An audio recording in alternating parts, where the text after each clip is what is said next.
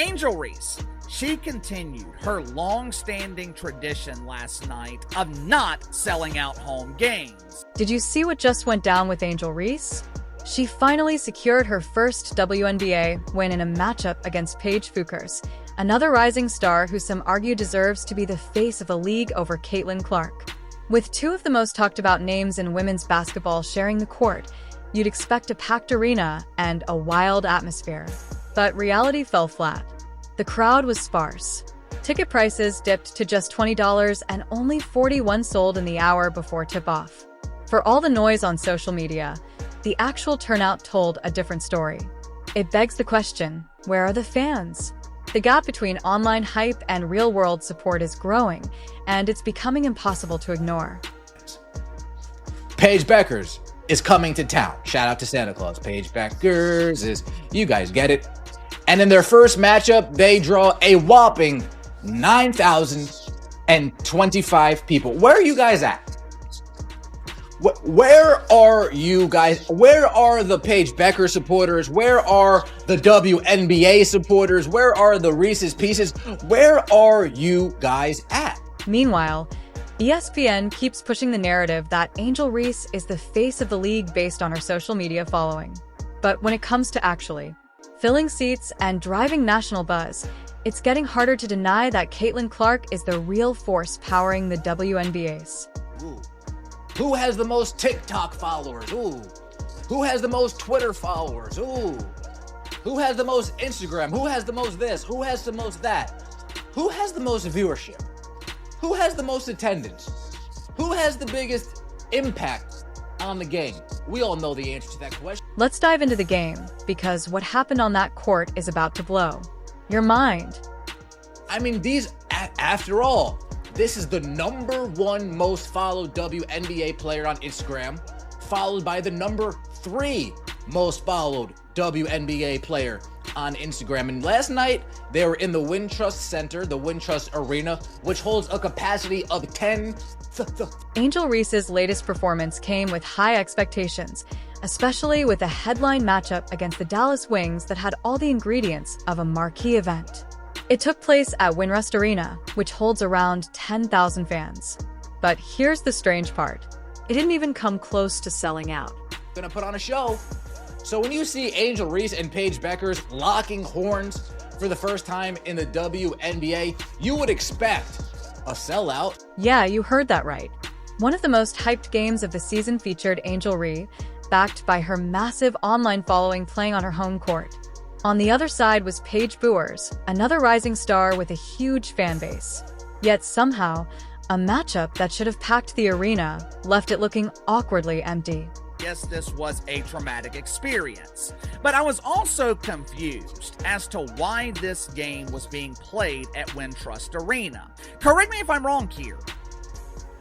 Paige Bueckers is a big star, right? According to the mainstream media. Even with the reported attendance of 9,000, people are starting to question if that number was even real. Why? Because throughout the entire broadcast, the cameras never once panned out to show the crowd. Suspicious, right? And let's not forget this wasn't some massive venue. Win Arena is actually one of the smallest arenas in the state. Now, according to the media, these are two of the biggest stars in the dump, but for some reason, this high-profile matchup was not moved to the United Center, which I believe is the largest arena in the NBA. With an event of this magnitude, you would think the WNBA would take advantage and move it to an arena that could accommodate an actual crowd. But for some reason, the diva of Dump Divas, Kat Engelbert, she decided to keep the game at Wintrust Arena. Now, let's talk about ticket sales, because this part's wild. 30 minutes before tip-off last night, I checked StubHub to see how many tickets were available. As I pulled up the game, I was greeted by a nice message. Hey there, Angel Reese fan! I see you're interested in tickets. You better hurry. These tickets are hot, hot, hot. We have sold 41 tickets in the past hour. Get them while you can. Tickets were going for as low as $20, and still fans weren't exactly racing to buy them. In the final hour before tip-off, only 41 tickets were sold. Yes, just 41 for a game featuring two of the league's most recognizable stars. That's not just surprising, it's straight up embarrassing. Nearly 1,000 tickets didn't get sold for this game. The number one most followed WNBA player? Paige Becker is the most hyped WNBA player since last year? Very interesting how that works out. This situation highlights a clear disconnect from the hype surrounding players like Reese and Buchers. Yes, their followings are huge. Ree leads the WNBA in social media followers and Buchers is close behind. But the harsh reality is that Instagram likes and TikTok views aren't turning into actual fans showing up in the seats. Despite claims of a sellout, the arena looked far from full. And when whispers about the sparse crowd start circulating, it's obvious something doesn't add up. Reebok, shout out to Reebok, they go all out for your girl.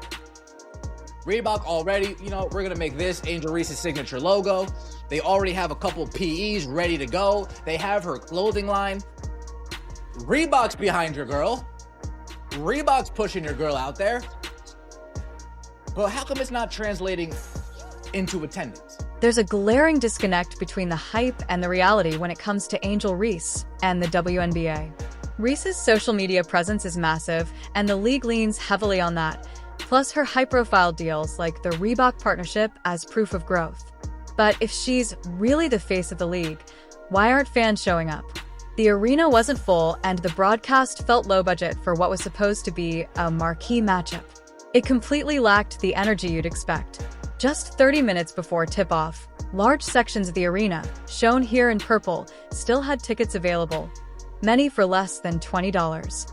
This was a game featuring two stars, Reese and Paige Buchers, competing in what should have been a historic WNBA moment, but the turnout was underwhelming. Caitlin Clark, who has often been directly compared to Ree, is noticeably absent. And that absence is hitting hard everywhere. Games without Clark aren't drawing the same TV ratings or ticket sales. While the WNBA touts Reese's popularity, the national spotlight clearly shines brightest on Clark. Recognition on social media doesn't automatically translate to attendance or ratings. Take the Chicago Sky's two home games this year against high-profile teams like the New York Liberty and Dallas Wings. Both games reported the exact same attendance of 9,025. The odds of two back-to-back games having identical attendance numbers. Slim to none. It raises questions about how those figures are being reported, suggesting the league might be inflating numbers to boost Reese's image. Clark's injury isn't just a setback for basketball fans. It's a major problem for the entire league. Ticket sales are down, viewership is slipping, and the spark that Clark brings to games is missing. This isn't just about Angel Reese or Paige Buchers. Empty arenas are becoming a league-wide issue, without Clark's energy driving the buzz. The WNBA has built too much momentum around one player, which is a risky game to play. When Clark is off the court, casual fans, the lifeblood of the league's growth, disappear first. Hardcore fans will stay loyal, but it's those casual viewers who create the big viewership spikes and push the league into the mainstream conversation. To put it bluntly, Clark moves the needle. Her games feel like events, pulling in viewers who might not normally follow the WNBA. For example, when Clark played in the Fever vs. Mystics matchup, the broadcast attracted 581,000 viewers. Without her, the same matchup dropped to 357,000, a massive decline. Clark's presence turns games into must-watch moments. When she was on the floor for the Liberty vs. Fever game, ratings peaked at 3.24 million viewers, proving she's not just good, she's game-changing for the league. This level of impact, drawing across demographics and bringing people together, is what the WNBA needs. In contrast, games without her, like Sun vs. Lynx or Storm vs. Mercury, only pull in average numbers, respectable for smaller markets, but far from enough to build sustained momentum. But it's not just the players. Production quality is an issue, too. Fans noticed clunky broadcasts with cameras missing the crowd and inconsistent coverage on networks like N. Late returns from commercials and local feed reliance make it hard for casual fans to take the league seriously. Star power alone hasn't fixed attendance woes. The real challenge: the WNBA depends too heavily on a handful of stars, especially Clark, to draw attention. When she's sidelined, the whole system feels fragile. Attendance drops, viewership falls, and the excitement around players like Reese fizzles without Clark as a comparison point.